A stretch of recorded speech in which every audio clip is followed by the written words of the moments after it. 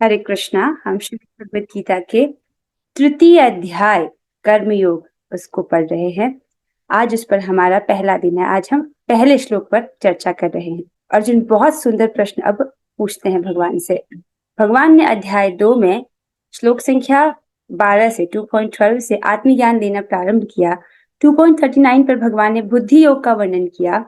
फिर उसके बाद भगवान ने स्थित प्रज्ञ व्यक्ति के क्या लक्षण है ये बोला।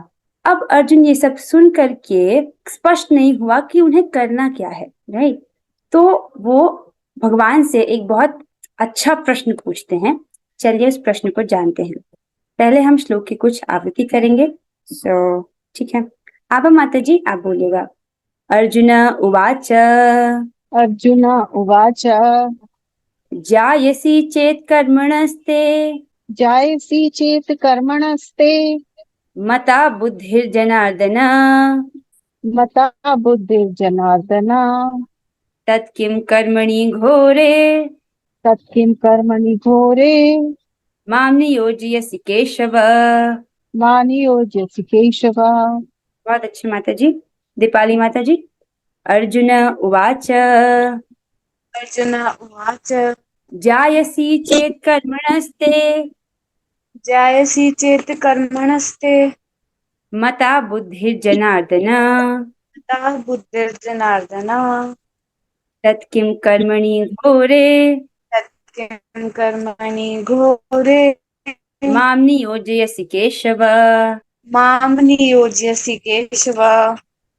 बहुत अच्छा प्रयास किया माता जी आपने। कनक माता जी। अर्जुन उवाच अर्जुन उवाच। जायसी चेत् कर्मणस्ते जायसि चेत् कर्मणस्ते मता बुद्धिर्जनार्दन मता बुद्धिर्जनार्दन तत्किं कर्मणि घोरे तत्किं कर्मणि घोरे मां नियोजयसि केशव।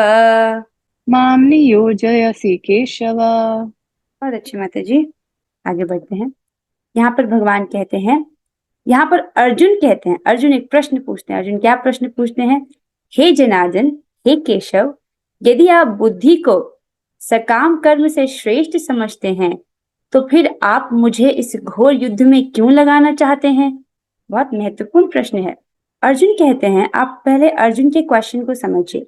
अगर आपको अर्जुन का प्रश्न नहीं समझ आएगा तो ये अध्याय नहीं समझ आएगा। तो ये प्रश्न समझना बहुत महत्वपूर्ण है। अर्जुन कह रहे हैं, यदि कर्मों की अपेक्षा मोक्ष प्राप्ति की साधन जो बुद्धि है, कर्मों की अपेक्षा मोक्ष प्राप्ति की साधन जो बुद्धि है वह जायसी अर्थात अधिकतर या श्रेष्ठ है, तब किस लिए आप तस्मात् युद्धस्व, तस्मात् उत्तिष्ठ ऐसे वचनों के द्वारा बार बार मुझको घोरे अर्थात ऐसे हिंसात्मक कर्म में नियोजसी अर्थात प्रवर्तित कर रहे हैं? बहुत ही अच्छा प्रश्न है, राइट। अगर आप ये समझते हैं कि ये जो बुद्धि मोक्ष प्राप्त करने की जो साधन बुद्धि है वो अधिकतर है किससे? कर्मों की अपेक्षा, तब आप मुझे तस्मात् उत्तिष्ठ ऐसे करके युद्ध करने को क्यों कह रहे हैं? भगवान ने एक बार भी युद्ध ना करने को नहीं कहा, लेकिन फिर भगवान ने जब स्थित प्रज्ञ व्यक्ति के लक्षणों का वर्णन किया तो स्थित प्रज्ञ व्यक्ति कैसा होता है? उसने मनोधर्म से उत्पन्न समस्त इंद्रिय तृप्ति की कामनाओं का परित्याग कर दिया है। तो अर्जुन सोच रहे हैं कि अब मैं युद्ध करूंगा तो युद्ध तो जीतने के लिए किया जाता है ना, लेकिन स्थित प्रज्ञ व्यक्ति तो कोई भी उसकी इच्छा नहीं होती है, बहुत एक, राइट। अर्जुन को ऐसा लग रहा है कि भगवान की बातों में कॉन्ट्राडिक्शन है। मतलब भगवान ने दो अलग अलग बातें कही हैं। उनको ऐसा लग रहा है कि ये बातें आपस में कॉन्ट्राडिक्ट कर रही, एक दूसरे को काट रही हैं, लेकिन ऐसा है नहीं। नहीं, भगवान ने ये बात बोली है क्योंकि अर्जुन के मन में, स्टूडेंट के मन में इस वक्त मोह है उसकी बुद्धि के सामने, इसलिए वो इनको अलग अलग, उसको विरोधास्पद, उसको कॉन्ट्राडिक्टरी बातें लग रही हैं, इसीलिए वो ये इस प्रश्न को पूछते हैं। क्या कहा? हे जनार्दन, हे केशव, यदि आप बुद्धि को सकाम कर्म से श्रेष्ठ समझते हैं तो फिर आप मुझे इस घोर युद्ध में क्यों लगाना चाहते हैं? प्रश्न स्पष्ट हुआ? क्या प्रश्न समझ आ रहा? भगवान ने एक बार भी ये नहीं कहा कि आप युद्ध ना करो, उनको बोला कि आप युद्ध करो, राइट। उसके बाद भगवान ने कहा कि कछुए की तरह जो स्थित प्रज्ञ व्यक्ति होता है अपनी इंद्रियों को संकुचित कर लेता है, राइट। और फिर जब खतरा आता है तो उसको संकुचित कर लेता है, लेकिन अर्जुन सोच रहे हैं यहाँ पर तो मुझको अपनी सारी इंद्रियों को नियोजित करना पड़ेगा, और ये तो बहुत ही घोर कर्म है, राइट, ये तो मुझे बहुत घोर कर्म करना पड़ेगा। तो उनको भी ये बात स्पष्ट नहीं हुई है कि भगवान क्या कहना चाह रहे हैं, राइट। इसीलिए पूछ रहे हैं कि अगर आप कर्मों की अपेक्षा बुद्धि को श्रेष्ठ कह रहे हैं, तभी आपने स्थित प्रज्ञ व्यक्ति के विषय में बोला, राइट, तो फिर आप मुझे इस घोर कर्म में क्यों लगाना चाह रहे हैं, राइट। तो कई बार लोगों को लगता है कि कृष्ण भावनामृत जो है उसमें क्या करते, सारे कर्मों को त्याग देते हैं और कछुए की तरह बैठ जाते हैं। ऐसा नहीं है, राइट, ऐसा नहीं है कि इसमें निष्क्रियता का वर्णन है कि कुछ नहीं करना आपको। तो उसको आप टीका से आपको ज्यादा अच्छे से समझ आएगा ये। लेट्स गो टू टीका। चलिए देखते हैं कि प्रभुपाद जी हमसे क्या कह रहे हैं।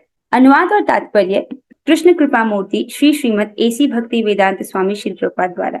प्रभुपाद जी हमें बता रहे हैं कि श्री भगवान कृष्ण ने पिछले अध्याय में अपने घनिष्ठ मित्र अर्जुन को संसार के शोक सागर से उबारने के उद्देश्य से आत्मा के स्वरूप का विशद वर्णन किया, राइट। अर्जुन जो हैं वो शोक सागर में डूबे हुए थे। उन्होंने कहा था कि मेरी इंद्रियां जो हैं वो सूखी जा रही हैं, मेरा मुंह सूखा जा रहा है, मेरे अंग अंग कांप रहे हैं, राइट। उनके आंख कैसे थे, अश्रुपूर्ण थे। वो किस प्रकार से हो रहा था, भौतिक पदार्थों के प्रति आसक्ति के कारण, राइट, जिसको अज्ञान कहा गया है। सो उससे उबारने के लिए भगवान ने उनको आत्मज्ञान प्रदान किया, आत्मा के स्वरूप का विशद वर्णन किया कि नहीं किया। जब व्यक्ति अपनी पहचान शरीर से करता है और शरीर से संबंधित वस्तुओं लोगों से करता है तो उसको क्या होता है, शोक, भय, मोह, राइट। इसीलिए वो शोक करता है। भगवान उससे उबारना चाहते थे, इसलिए उन्होंने उनको आत्मज्ञान दिया कि तुम ये शरीर नहीं हो, राइट, तुम आत्मा हो, और आत्मा के स्वरूप का विशद वर्णन किया कि नहीं, 2.12 से लेकर के 2.39 तक। और आत्म साक्षात्कार के जिस मार्ग की संस्तुति की वह है बुद्धि योग या कृष्ण भावनामृत। और जो उन्होंने रास्ता बताया तो वो क्या है, बुद्धि योग है या कृष्ण भावनामृत। अब देखिए, जब भगवान ने इसको बोला तो भगवान ने पहले सांख्य योग बोला और फिर बोला कि एषा ते हि पिता सांख्ये बुद्धिर्योगे तुमाम शृणु बुद्ध्या युक्तया पार्थ कर्म बंधम प्रहास्यसि। पहले भगवान ने आत्मज्ञान दिया, फिर बोला अगर तुम इस सांख्य योग को जो मैंने तुम्हें दिया, इस आत्मज्ञान को नहीं समझ पाए हो क्योंकि तुम्हारा अंतःकरण अशुद्ध है, इस कारण, तो तुम ये बुद्धि योग करो। अगर तुम बुद्धि योग से युक्त होकर के अपने कर्म को करोगे हे पार्थ, तो कर्म बंधम प्रहास्यसि, तुम कर्म के बंधन को बहुत अच्छे से काट पाओगे, राइट। सो ये बुद्धि योग क्या है, राइट। हमने इसका एक अर्थ निष्काम कर्म योग लिया जा सकता है, लेकिन बुद्धि योग क्या है इसके विषय में प्रभुपाद जी ने हमको बहुत स्पष्ट टीका में वर्णन किया है। ये बुद्धि योग और कुछ नहीं, भक्ति योग है या कृष्ण भावनामृत है, राइट। इसको भगवान अध्याय 10 श्लोक संख्या 10 में बोलते हैं, जो निरंतर मेरी सेवा करने में लगे रहते हैं, प्रीति पूर्वक मेरा भजन करते हैं, मैं उनको ये बुद्धि योग देता हूँ, राइट। तो बुद्धि योग और कुछ नहीं, भक्ति योग है। तो पिछले अध्याय में हमने क्या डिस्कस किया, गीता का सार। अध्याय 2 को भगवत गीता का सार बोला जाता है, राइट। अगर मैं एक प्रश्न पूछूं कि गीता का सार क्या है, तो गीता का सार निष्काम कर्म योग नहीं है, गीता का सार भक्ति योग है। देखिए, पूर्णता के 3 सोपान होते हैं, ब्रह्म साक्षात्कार, परमात्मा साक्षात्कार और भगवत साक्षात्कार, राइट। तो जब हम निष्काम कर्म योग करते हैं, निष्काम कर्म योग करने की रिक्वायरमेंट क्या है कि उसके लिए जरूरी नहीं कि आपका चित्त शुद्ध हो। चित्त अशुद्ध होता है, व्यक्ति उसी वक्त निष्काम कर्म योग करना शुरू करता है तो उससे क्या होता है, उसका चित्त क्रमशः शुद्ध होने लगता है और उसको आत्मज्ञान प्राप्त होता है, विच इज लेवल 1। निष्काम कर्म योग करके वो लेवल 1 तक पहुंच जाता है, आत्म साक्षात्कार तक, राइट। उसको आत्मज्ञान प्रकाशित होता है। लेकिन भक्ति योग कोई करता है तो वो सीधे उसको लेवल 3 तक पहुंचा देती है, अर्थात भगवत साक्षात्कार तक, ओके। और भक्ति ये योग संपादित करने के लिए भी चित्त का शुद्ध होना जरूरी नहीं है, अर्थात व्यक्ति जिस भी अवस्था में है उसका चित्त जैसा भी है वो भक्ति योग संपादित कर सकता है, वो भक्ति योग कर सकता है। और भक्ति योग का सामर्थ्य है कि वो सीधे भगवत साक्षात्कार तक साधक को ले जा सकता है। हाँ, तो भगवान ने जो बात बताई वो था बुद्धि योग या कृष्ण भावनामृत। कभी कभी कृष्ण भावनामृत को भूल से जड़ता समझ लिया जाता है। अब यहाँ पर अर्जुन का डाउट बोला जा रहा है, रूपा जी बता रहे हैं कि अर्जुन को क्या डाउट था। कभी कभी कृष्ण भावनामृत को भूल से जड़ता समझ लिया जाता है, जड़ता अर्थात जड़, इसमें कुछ नहीं करना पड़ता ऐसा। और ऐसी भ्रांत धारणा वाला मनुष्य भगवान कृष्ण के नाम जप द्वारा पूर्णतया कृष्ण भावना भावित होने के लिए प्रायः एकांत स्थान में चला जाता है। तो शुरुआत में जो लोग इसको ठीक से नहीं समझ पाते, वो लोग सोचते हैं कि अच्छा सब कुछ छोड़ के एकांत में जाके हमको जप करना होगा, ये होगा इसका मतलब। ऐसा करने को नहीं बोला गया है, राइट। किंतु कृष्ण भावनामृत दर्शन में प्रशिक्षित हुए बिना, जो कृष्ण भावनामृत दर्शन है, जो सिद्धांत आपको बताया जा रहा है, उसमें ट्रेंड हुए बिना एकांत स्थान में कृष्ण नाम जप करना ठीक नहीं। क्योंकि एकांत में कौन है? हमारे इंद्रियां और हमारा मन। और भगवान कहते हैं कि जब तक इंद्रियां संयमित नहीं हैं, तब तक मन आपका शत्रु है। और इंद्रियां संयमित करने का अर्थ होता है अपनी इंद्रियों को भगवान की सेवा में लगाना। तो जब तक हम कृष्ण भावनामृत फिलॉसफी में, कृष्ण भावनामृत के सिद्धांत में ट्रेंड नहीं होंगे, जब तक श्रवण प्रचुर मात्रा में इसका श्रवण नहीं करेंगे, समझेंगे नहीं कि आखिर करना क्या है, तो तब तक हमारी इंद्रियां संयमित नहीं हो सकती। अर्थात तब तक हमारी इंद्रियां कैसे भगवान की सेवा में लगानी, ये हमको नहीं पता चलेगा। और अगर ऐसा नहीं होगा तो क्या होगा? हमारा मन हमारा सबसे बड़ा शत्रु होगा। तो एकांत में भी जाएंगे तो भी हमारा सबसे बड़ा शत्रु हमारे साथ में होगा, राइट।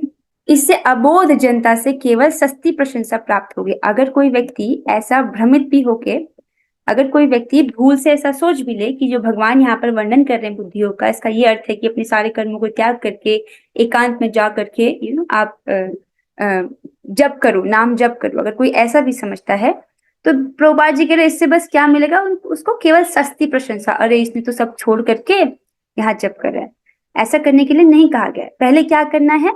कृष्ण भावना में दर्शन में प्रशिक्षित होना है। मतलब आप जहां भी हो, जिस भी अवस्था में हो, प्रचुर मात्रा में श्रवण कीर्तन करना है भक्तों के संग में आकर के। This is the first step. Okay, ये नहीं बोल रहे भगवान की ये जो व्यक्ति जो कर्म कर रहा है उसको छोड़ दो। अर्जुन का कर्म था कि उसे युद्ध करना था, राइट। लेकिन ये जब स्थित प्रज्ञ का वर्णन सुनते हैं, बुद्धि योग सुनते हैं, आत्मज्ञान सुन रहे हैं, तो अर्जुन सोचने की क्या करना है मुझको।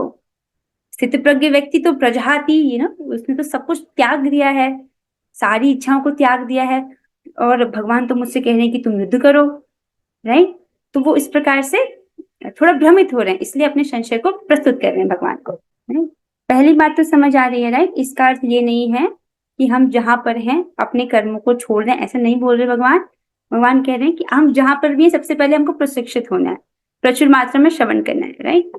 अर्जुन को भी कृष्ण भावनामृत या बुद्धि योग ऐसा लगा मानो वह सक्रिय जीवन से संन्यास लेकर एकांत स्थान में तपस्या का अभ्यास हो। अर्जुन ने उसको ऐसा समझा, भगवान ने ऐसा बोला नहीं। अर्जुन ने क्या समझा कि भगवान ऐसा कह रहे हैं कि मुझको एकांत में जाना चाहिए और स्थित प्रज्ञ व्यक्ति के जैसा बनने का अभ्यास करना चाहिए, राइट। स्थित प्रज्ञ व्यक्ति के लक्षण बताए ना भगवान ने, कि वो कैसे बोलता है, कैसे उठता है, कैसे बैठता है, कैसे चलता है, सब पूछा ना उन्होंने। तो अर्जुन ने जब ये सब वर्णन सुना तो उनको ये लग रहा है कि मुझे एकांत में जाना चाहिए और तपस्या का अभ्यास करना चाहिए। तो वो सोच रहे हैं कि अगर मुझे एकांत में जाकर तपस्या करनी है तो फिर भगवान युद्ध करने को क्यों बोल रहे हैं? तस्माद उत्तिष्ठ कौन्तेय क्यों बोल रहे हैं? युद्धाय कृत निश्चय। तो भ्रमित हो गए कि भगवान बोलना क्या चाह रहे हैं, राइट। क्योंकि उन्होंने स्थित प्रज्ञ व्यक्ति की प्रशंसा की थी कि नहीं की थी, कि जो स्थित प्रज्ञ व्यक्ति होता है इसने सारे मनोधर्म से उत्पन्न इच्छाओं को त्याग दिया है, इसकी जो बुद्धि है भगवान में स्थित है, इसकी चेतना कैसी है, दिव्य है, और ये आत्मा में संतुष्ट है। उन्होंने स्थित प्रज्ञ व्यक्ति की प्रशंसा की। तो अर्जुन सोच रहे हैं कि उनको अकेले में जाकर के ऐसा अभ्यास करना चाहिए, ऐसा सोच रहे हैं, जबकि ऐसा है नहीं। इसलिए वो एक प्रश्न पूछते हैं कि अगर आप इस बुद्धि को श्रेष्ठ मान रहे हो तो आप मुझसे कर्म करने को, अर्थात मुझसे युद्ध करने को क्यों बोल रहे हो, राइट। आगे दूसरे शब्दों में वह कृष्ण भावनामृत को बहाना बनाकर चातुरी पूर्वक युद्ध से जी छुड़ाना चाहता था। प्रभुपाद जी कितने स्टाइल से बोल रहे हैं, मतलब कितने अच्छे से स्पष्ट बोल रहे हैं। क्या बोल रहे हैं कि दूसरे शब्दों में वो इस बुद्धि को, इस कृष्ण भावनामृत को बहाना बनाकर बहुत चतुराई से युद्ध से जी छुड़ाना चाहते थे, राइट। कि मुझे ये मुश्किल सा लगने वाला कर्म नहीं करना, राइट। किंतु एक निष्ठ शिष्य के नाते उसने ये बात अपने गुरु के समक्ष रखी। उन्होंने भगवान श्री कृष्ण की शरण ग्रहण की थी, उनको गुरु के रूप में स्वीकार किया था। तो उनके मन में भ्रम आया कि क्या आप मुझसे ये चाहते हो कि मैं एकांत में जाकर तपस्या करूं या मैं ये घोर कर्म करूं। जब आप उसको स्थित प्रज्ञ व्यक्ति क्या की प्रशंसा कर रहे हो, आप बुद्धि को श्रेष्ठ कह रहे हो, बुद्धि अर्थात मोक्ष प्राप्ति की बुद्धि, ऐसी बुद्धि जिससे मैं कर्म फल जो कर्म बंधन से अपने आप को मुक्त कर सकूं, इस प्रकार की बुद्धि को आप श्रेष्ठ कह रहे हो, तो फिर आप मुझसे युद्ध करने को क्यों बोल रहे हो? राइट, युद्ध तो व्यक्ति करेगा तो जीतने की इच्छा से करेगा ना, ऐसा अर्जुन सोच रहे हैं। जबकि भगवान बोल चुके हैं कि आप हार जीत लाभ हानि इन सब से आसक्त हुए बिना युद्ध करो। वो थोड़े भ्रमित हैं इसलिए पूछ रहे हैं। तो उन्होंने अपने गुरु के समक्ष ये बात रखी और कृष्ण से सर्वोत्तम कार्य विधि के विषय में प्रश्न किया। राइट, उन्होंने पूछा कि आप हमें बताइए कि आप वास्तव में कहना क्या चाह रहे हैं, मुझे करना क्या है। उत्तर में भगवान ने तृतीय अध्याय में कर्मयोग अर्थात कृष्ण भावना भावित कर्म की विस्तृत व्याख्या दी। Is very nice. भगवान इस प्रश्न के उत्तर में ये पूरा अध्याय बोलते हैं जो कि क्या है, कर्मयोग है, अर्थात हम कृष्ण भावना भावित कर्म कैसे करते हैं। कमिंग बैक हियर, तो भगवान ने 2.39 में बोला था, एषा ते हि पिता सांख्ये बुद्धि योगे त्वमां शृणु बुद्ध्या युक्तया पार्थ कर्म बंधम प्रहास्यसि। उन्होंने कहा था, हे अर्जुन, अगर तुमको ये सांख्य योग जो मैंने तुम्हें समझाया वो तुम्हें अगर नहीं समझ आया है तुम्हारे अंतःकरण के अशुद्ध होने के कारण, अब मैं तुमको ये बुद्धि योग बताने जा रहा हूँ। अगर तुम इस बुद्धि से युक्त होकर के अपने कर्मों को करोगे तो तुमको कर्म बंधन नहीं लगेगा, अर्थात तुम कर्मों के बंधन से अपने आप को मुक्त कर सकोगे। राइट, तुमको कर्मों के अच्छे बुरे रिएक्शन नहीं लगेंगे। तो जब भगवान ने ऐसा बोला तो वो बुद्धि भगवान ने दी और उसके बाद भगवान ने स्थित प्रज्ञ व्यक्ति के लक्षणों के बारे में बोला। अब इस अध्याय में उसी चीज को उन्होंने और खोलकर बोला है। वो जो उन्होंने कहा था यही कार्य करने का कौशल है, तुम उसको सीखो, उसी को भगवान ने इस अध्याय में और स्पष्ट किया है। हाँ, ये प्रश्न अर्जुन का जो ये क्वेश्चन है वो स्पष्ट हुआ या अभी भी किसी को प्रश्न, तो आप मुझे एक बार टेक्स्ट में लिख सकते हो if it is not clear now. ऐसा करती हूँ मैं, एक बार फिर से समझा दी। सो अर्जुन बोल रहे हैं, हे जनार्दन अर्थात हे जनता के पालक, हे केशव, केशव का अर्थ होता है जिसने केशी नामक दैत्य का वध किया।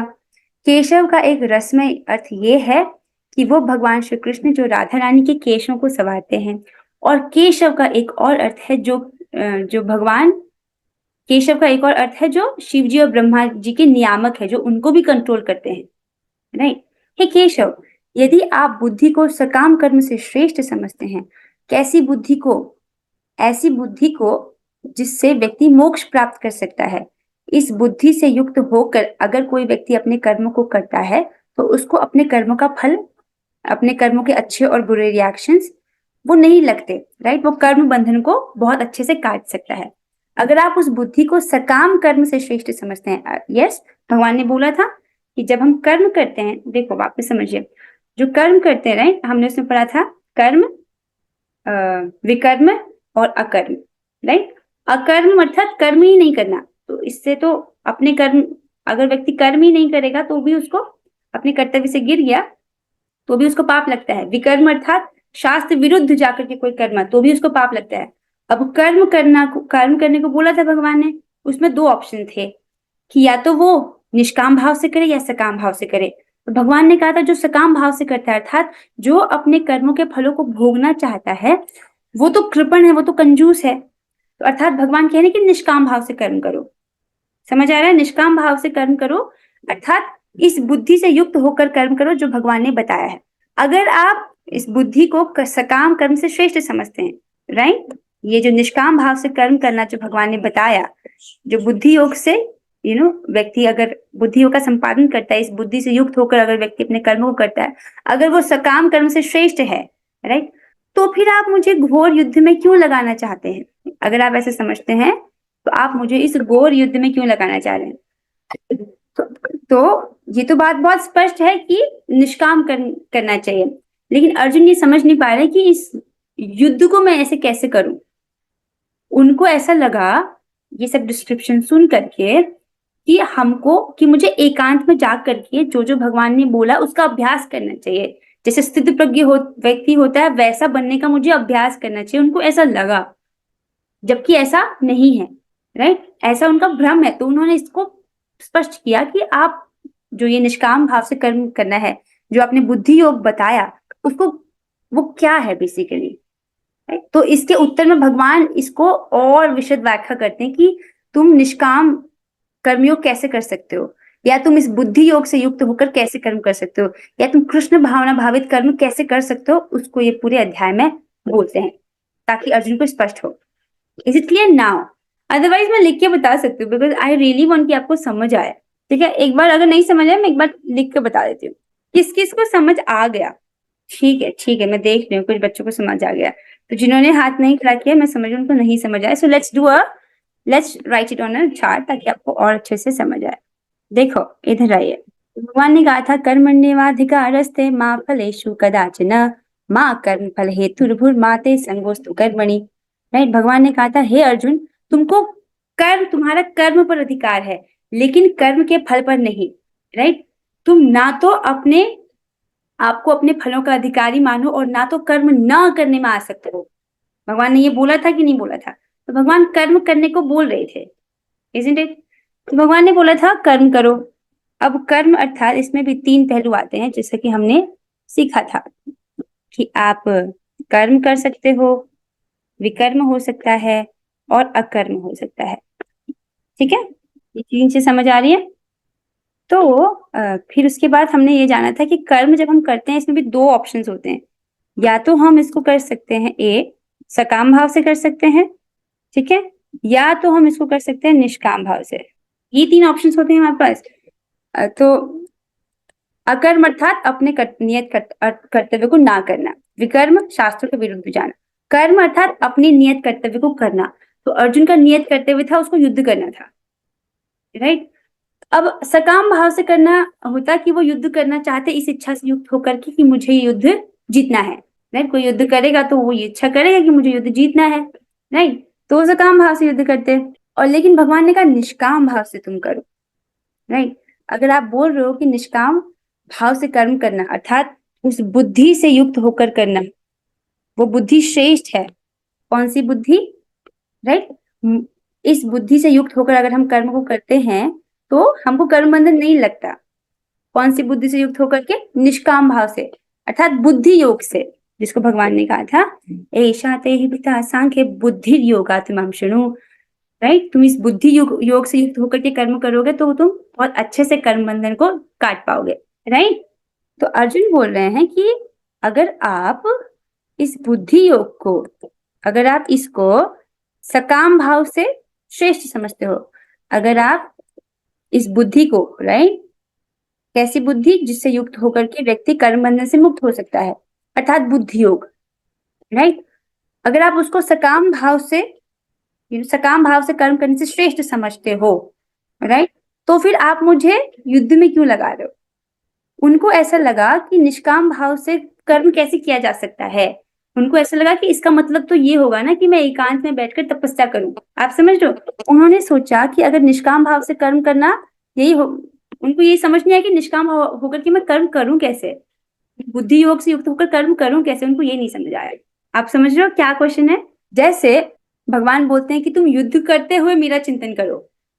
अब कोई बोलेगा हम युद्ध करते हुए चिंतन कैसे कर सकते हैं? या तो व्यक्ति भगवान का युद्ध करे, या तो युद्ध करेगा तो भगवान का चिंतन करेगा। भगवान का चिंतन करने के लिए तो एकांत में जाना पड़ेगा ना, व्यक्ति ऐसे सोच सकता है। लेकिन भगवान का क्या आदेश देते हैं कि युद्ध करते हुए मेरा चिंतन करो। अब इसको समझिए, बहुत आसान इंस्ट्रक्शन है। जैसे एक माता अपने बच्चे के लिए खाना बना रही है, तो जब वो खाना बना रही है रोटी सब्जी, तो वो चेक करे कि रोटी अच्छी बनी कि नहीं, सब्जी में नमक है नहीं, सब कुछ चेक कर रही है। लेकिन उसको स्मरण है कि वो भोजन किसके लिए बना रही है, किसके लिए बना रही है? अपने बच्चे के लिए। तो वो भोजन बनाते बनाते किसका स्मरण है? उसको स्मरण है कि ये भोजन मेरे बच्चे के लिए बन रहा है। उसी प्रकार से भगवान कह रहे हैं तुम युद्ध करो लेकिन मेरे लिए करो। लेकिन अर्जुन इस बात को समझ नहीं पा रहे कि युद्ध करना है, बुद्धि योग से युक्त होकर कैसे कर सकता हूं मैं? Getting the question, right. तो सकाम भाव से कर्म करना अर्थात युद्ध करना विद द डिजायर कि मुझे जीतना है। लेकिन निष्काम भाव से कर्म करना, बिना कोई डिजायर के कर्म करना, ये उनको समझ नहीं आया कि क्या कहना चाहते हो। उनको ऐसा लगा कि शायद भगवान ये कह रहे कि मुझे एकांत में जाकर तपस्या करनी चाहिए और स्थित प्रज्ञ व्यक्ति बनने का अभ्यास करना चाहिए, जो कि ऐसा नहीं है। इसका प्रैक्टिकल इम्प्लीमेंटेशन ये है कि हम लोग जहां भी हैं, राइट, जो भी व्यक्ति कर्म कर रहा है उसको वो कर्म तत्काल छोड़ने की आज्ञा नहीं है।